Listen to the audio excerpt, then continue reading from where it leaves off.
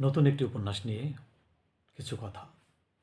আমার লেখা নতুন উপন্যাস, ভালোবাসার উপন্যাস, বিরহের উপন্যাস, আমার হৃদয়ে তুমি। এই বইটি সম্প্রতি প্রকাশিত হয়েছে। আমার হৃদয়ে তুমি বইটি প্রকাশ করেছে বাংলা বাজারের আইমান প্রকাশন। যারা ভালোবাসার বই পড়তে চান, যারা বিরহের বই পড়তে চান, বেদনার উপন্যাস পড়তে চান, তাদের জন্য আমার লেখা নতুন উপন্যাস আমার হৃদয়ে তুমি।